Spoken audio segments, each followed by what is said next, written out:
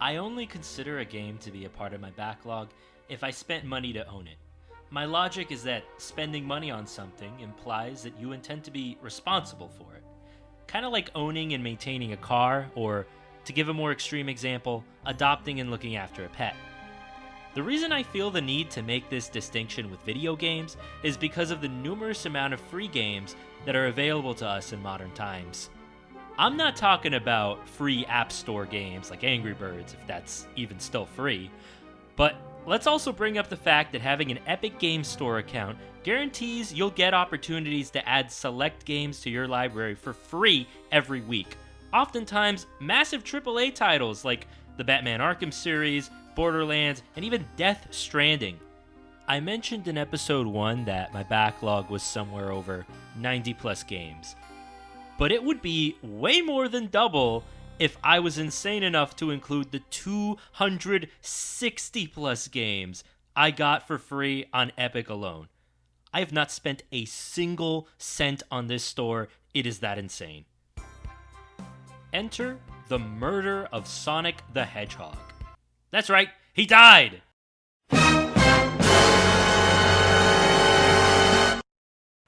Okay, obviously not for real. This game is a Sonic visual novel created as an April Fool's joke in 2023 and released absolutely for free.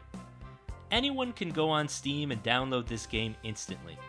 It being free means that I technically have no obligation to play it if I strictly follow the rules I've set up for myself. That being said, I do consider myself a pretty big fan of Sonic, playing a good majority of the games, watching all of the movies, and even reading a few of the comics. I definitely don't need to play this game, but I have heard some surprisingly positive things from people who have. Sonic fans who are actually surprised at how well written it is. So, for the sake of my curiosity and my honor as a fan of the Blue Blur, I decided to go ahead and see what the fuss was about. It's Amy Rose's birthday, meaning Sonic and a decent amount of his friends are here to celebrate as they take a ride on the Mirage Express. They're also participating in a murder mystery game, with Amy assigning each character a different role to play, some being less enthusiastic about it than others. It doesn't take long for Knuckles in particular to give up on his sheriff voice. You play as an employee on the train who's pretty much along for the ride, making sure all these characters are having a comfortable experience while the murder mystery game is going on. As you can expect from the title, Sonic is the one who ends up getting quote-unquote murdered, meaning it's up to you and Tails to figure out who exactly is responsible for killing the lovable speedster. Again, quote-unquote. Now, a typical Sonic game usually has the Hedgehog in a 2D or 3D platformer, emphasizing going at incredibly high speeds, collecting rings, and fighting larger-than-life bosses.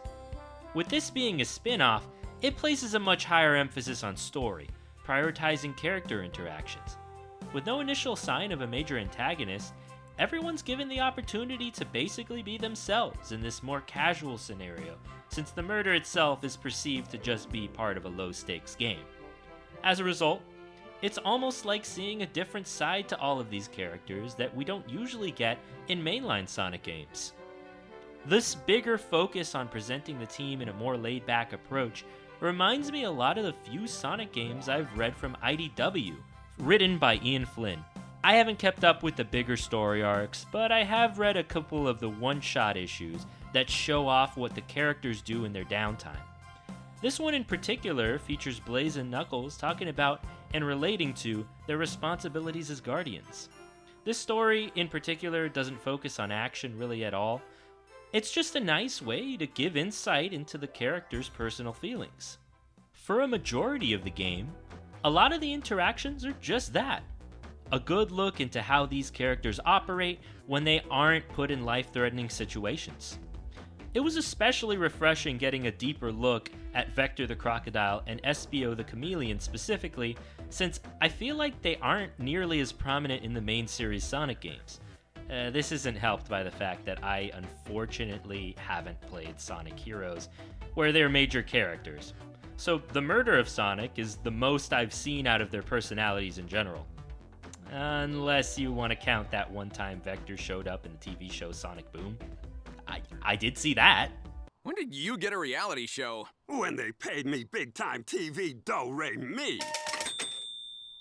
You should probably see an optometrist about that. I've talked a lot about the character interactions, but I also want to mention these minigame portions that pop up whenever you confront a character for making a contradiction. This is a murder investigation after all, fake or otherwise. In these sections, the player character takes out this Game Gear-like device and controls a digital Sonic as you do minimal platforming and collect a set amount of rings before you can proceed with the story. On the one hand, it's obvious they had to come up with some excuse to feature some form of classic Sonic gameplay.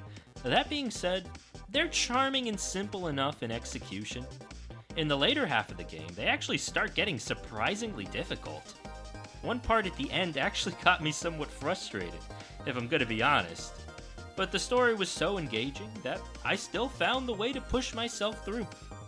In the end, the murder of Sonic the Hedgehog is an incredibly charming labor of love for the series, clearly made by people who have an admiration for these characters. Whether it's intended to be canon to the mainline games or not, it's still something that I feel most Sonic nuts like me should definitely experience. The older I get, the more I appreciate moments in a series where it's just the characters having fun and not worrying about saving the world. Sometimes, instead of going fast, you gotta go slow and just take it easy.